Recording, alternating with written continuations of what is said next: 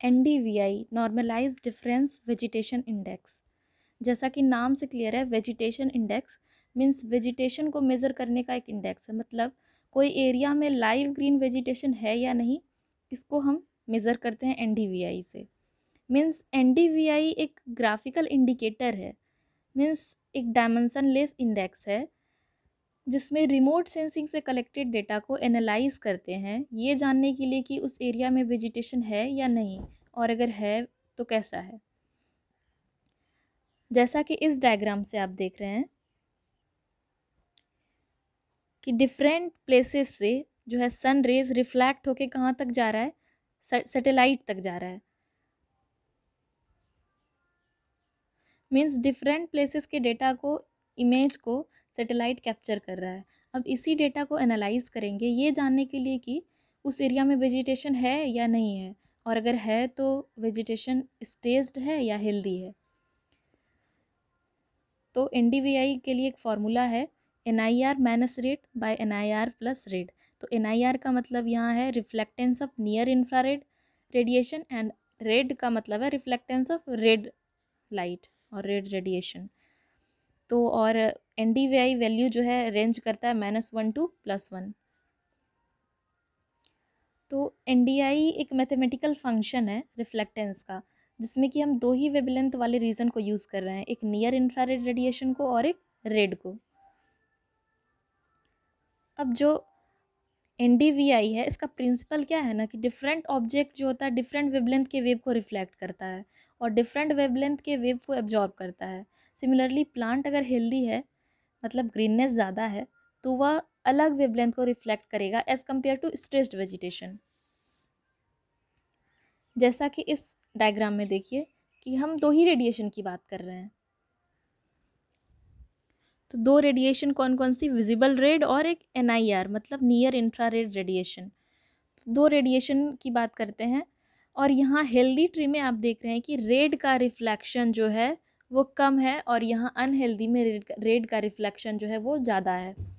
क्योंकि healthy tree में photosynthetic activity ज़्यादा होगी क्योंकि क्लोरोफिल कंटेंट ज़्यादा है। तो और आपको पता होगी कि photosynthetic activity red and blue region में मैक्सिमम होता है। मीन्स रेड लाइट का एब्जॉर्प्शन जो है हेल्दी ट्री में वो ज़्यादा होगा क्योंकि इसमें फोटोसिंथेटिक एक्टिविटी ज़्यादा है, और फोटोसिंथेटिक एक्टिविटी रेड रीजन में मैक्सिमम होती है। तो ये तो हुई रेड की बात। दूसरी तरफ नियर इंफ्रारेड रेडिएशन का रिफ्लेक्शन जो है हेल्दी में वो क्या है 50% है, और यहाँ 40% है। मीन्स हेल्दी ट्री में नियर इंफ्रारेड रेडिएशन का जो है रिफ्लेक्शन वो ज़्यादा है। It is due to chlorophyll content and cellular internal structure. Means जो प्लांट हेल्दी है, मीन्स जिस प्लांट में क्लोरोफिल कंटेंट ज़्यादा होता है, वह नियर इंफ्रारेड रेडिएशन को, मतलब नियर इंफ्रारेड एनर्जी को ज़्यादा रिफ्लेक्ट करता है as compare to unhealthy plant.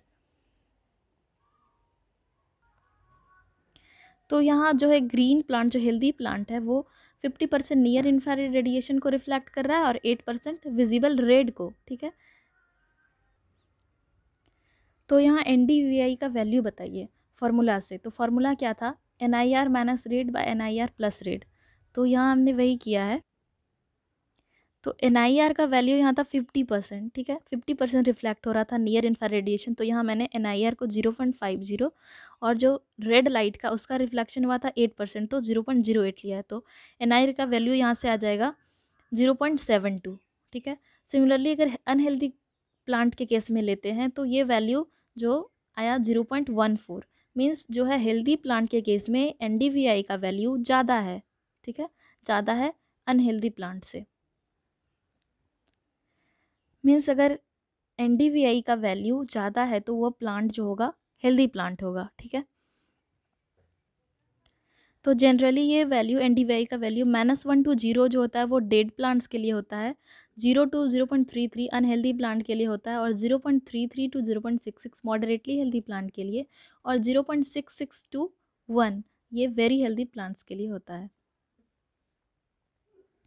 अब है NDVI का वैल्यू +1 कब होगा, मीन्स जो है +1 कब था, हेल्दीएस्ट वेजिटेशन, मतलब हेल्दी था, वेरी हेल्दी था वेजिटेशन। तो आप यहाँ से देख सकते हैं तो हमने इसके पहले ही देखा था कि हेल्दी वेजिटेशन के केस में एनडीवीआई का वैल्यू 0.72 आया था, जब नियर इंफ्रारेड रेडिएशन का 50% रिफ्लेक्शन हो रहा था और विजिबल रेड का 8% हो रहा था। तो यहाँ जो है एनडीवीआई का वैल्यू +1 कब हो सकता है, आप ही सोचिए। जब एनआईआर जो है मतलब नियर इंफ्रारेड का 100% रिफ्लेक्शन हो जाए और रेड का 0%, मतलब रेड पूरी तरह एब्जॉर्ब हो जाए, मतलब इतना हेल्दी रहे कि इतना मैक्सिमम फोटोसिंथेटिक एक्टिविटी हो कि रेड एंड ब्लू जो है लाइट का पूरी तरह से एब्जॉर्प्शन हो जाए। तो ब्लू की तो बात हम करते नहीं हैं, तो रेड का जो है पूरी तरह से रिफ्लेक्शन हो जाए, मतलब 0% एब्जॉर्प्शन हो जाए, सॉरी, मतलब रेड का 0% रिफ्लेक्शन हो, मतलब मैक्सिमम एब्जॉर्प्शन हो, मतलब 100% एब्जॉर्प्शन हो जाए। तो इसका वैल्यू 1 - 0 बाय 1 + 0 ऐसा होगा, तो यहाँ कितना आएगा +1। तो लेकिन ऐसा प्रैक्टिकली पॉसिबल नहीं है, मतलब इतना हेल्दी कभी भी वेजिटेशन नहीं होगा जिसका एनडीवीआई का वैल्यू +1 आए। अब है कि एनडीवीआई का वैल्यू 0 कब होगा, ठीक है। मीन्स आप ही सोचिए, यहाँ अगर एनआईआर और रेड का वैल्यू, नियर इंफ्रारेड और रेड का जो है रिफ्लेक्शन सेम हो जाए, तो क्या होगा, एनडीवीआई का वैल्यू 0 हो सकता है। जैसे कि 0.4 अगर लेते हैं, -0.4 लेते हैं, इसका 0.4 + 0.4 कुछ भी लेते हैं इस टाइप का, तो वो वैल्यू 0 आएगा। कुछ भी अगर 0.4 की जगह पे हम यहाँ लेते हैं कि 0.5 -0.5, मतलब इसका 50% रिफ्लेक्शन हो, मतलब कोई भी केस में अगर एनआईआर और रेड का जो है वैल्यू सेम हो जाए तो एनडीवीआई का वैल्यू 0 होगा। तो ये 0 कब होता है, तो जनरली 0 तो नहीं, लेकिन बैरन एरियाज ऑफ रॉक, सैंड और स्नो, ये सब का जो है मतलब जहाँ पे वेजिटेशन बिल्कुल नहीं होगा, वहाँ पे क्या होगा, एनडीवीआई का वैल्यू 0 होगा। अब है एनडीवीआई का वैल्यू -1 कब होगा, तो ये जनरली वाटर के केस में होता है। तो आप ही सोचिए कि एनडीवीआई का वैल्यू नेगेटिव में कब होगा, नेगेटिव कब होगा, जब इसमें इसको माइनस कर रहे हैं, ठीक है, एनआईआर माइनस रेड कर रहे हैं। तो अगर रेड का वैल्यू ज़्यादा है, ठीक है, इसका वैल्यू ज़्यादा है इससे, तो क्या होगा कि एनआईआर माइनस रेड करेंगे तो ये वैल्यू नेगेटिव आएगी। मीन्स नियर इंफ्रारेड का जो है रिफ्लेक्शन कम होना चाहिए और रेड का रिफ्लेक्शन जहाँ ज़्यादा हुआ, उस केस में एनडीवीआई का वैल्यू नेगेटिव होगा। नेगेटिव तो -1 ही पॉसिबल है, तो -1 जो है वो मिनिमम हो गया, तो ये वाटर के केस में होता है। So, what you have understood by this topic, what is the importance of NDVI? So it helps in to differentiate bare soil from grass or forest. It detects plant under stress, disease plant damaged by insect. Okay, and it can be used to differentiate between crops and crop stages. And fourth point is it also tells about yield, because more healthy plant leads to more yield. Okay, then thank you everyone. So please do like, share and subscribe.